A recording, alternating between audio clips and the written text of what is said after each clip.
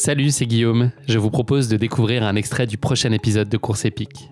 Course épique, c'est chaque semaine un invité, une course, une histoire hors du commun. Je vous donne rendez-vous tous les mercredis pour découvrir un nouvel épisode et vivre une grande et belle histoire de course. Mais avant ça, place à un extrait de notre prochain épisode.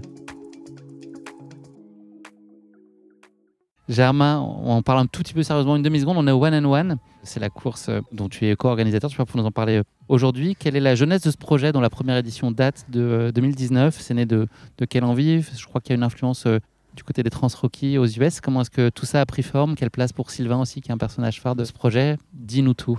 Oui, Sylvain. Donc alors la genèse de ce projet, pour être assez concis, pas prendre non plus trop de temps. Notre spécialité. On va dire qu'on était parti aux États-Unis avec Cathy. On a couru la Trans-Rookie en équipe, qui est à peu près 5 jours de course. Et donc, on fait 5 étapes et à chaque fois, on dort un peu en camp comme ça.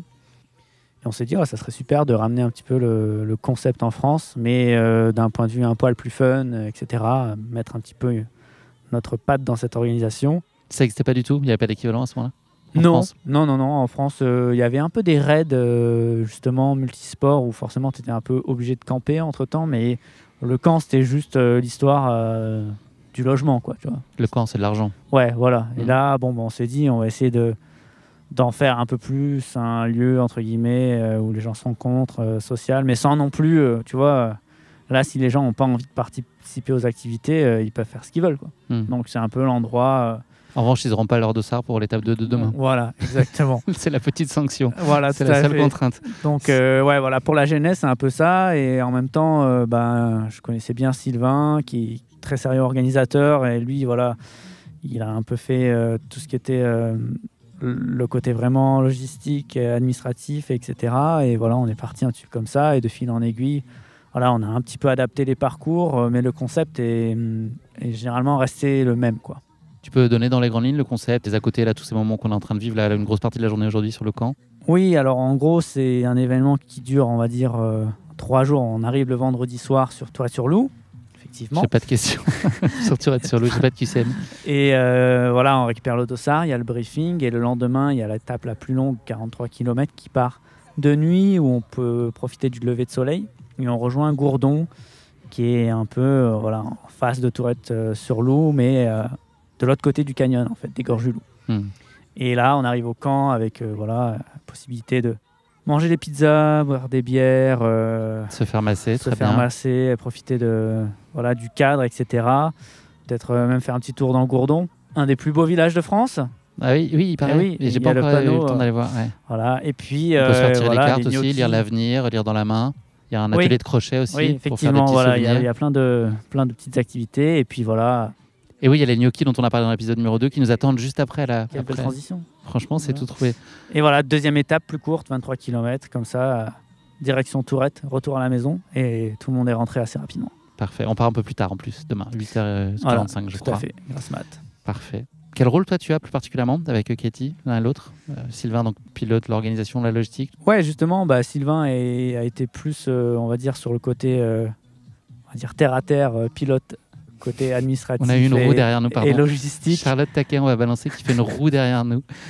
Et voilà, nous, avec Cathy, plus sur le côté communication, essayer de parler autour de nous, de l'événement. Moi, j'étais beaucoup plus impliqué sur les premières éditions et un peu de moins en moins. Mais voilà. C'est tous les 2 ans, on l'a pas dit, ça ? Oui, c'est tous les 2 ans. C'est quoi comme charge de travail pour toi ? Ça représente quoi ? C'est très saisonnier, j'imagine ? Charge mentale, ouais. Charge mentale, ouais, importante. Ouais, charge mentale. Ok. Parce que tu cherches à être mainstream ou pas du tout ? Ah ouais, the goat. Non, mais du coup, j'aime bien tous les termes de merde comme ça, très 2025. Mais oui, non, Sylvain a un vrai métier à côté, donc ça lui prend beaucoup de temps, ça nous prend tous beaucoup de temps. Donc là, on est aussi en train de réfléchir à quel futur on donne au One and One, et voilà, c'est un événement qui nous tient à cœur. Ça te prend quand même beaucoup de temps, là, sur admettons le dernier mois, quand moi, de dans la ligne droite. Ouais. Moi, de moins en moins. Aussi parce qu'on s'est quand même beaucoup plus entouré, surtout Sylvain sur la partie des prestataires. Il a pris quand même beaucoup de prestataires qui vont l'aider, surtout sur les dernières 2 semaines. Donc on est en pleine réflexion pour l'avenir. On veut que l'événement continue, à savoir comment. Voilà, on est en train de réfléchir.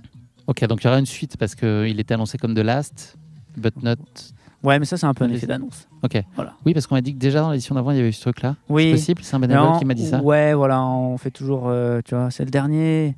Et Ah bah non, toujours, finalement. et toujours des gens qui font encore. Et voilà, il y a une autre chanson. Et voilà, c'est ça.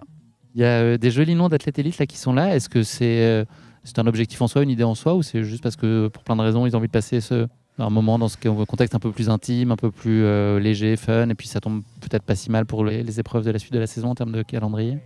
Ouais, je pense que je te disais hors ligne, ça va être très tendance de dire ça. Je disais off the air que le one and one n'est pas un événement, mais un état d'esprit, Ouais, au singulier et au pluriel. Et des esprits cultivés. Voilà. Non, c'est des gens, je pense, qui aiment le concept, qui sont là pour partager 2 jours. Alors, le fait que c'est une course en duo, alors, avec un de leurs amis, voilà, S, non, j'aurais. Et du coup, voilà, non, c'est des gens qu'on n'a pas harassés pour qu'ils viennent à cet événement. C'est des gens qui aiment bien, des habitués, donc ils sont là pour le kiff, quoi.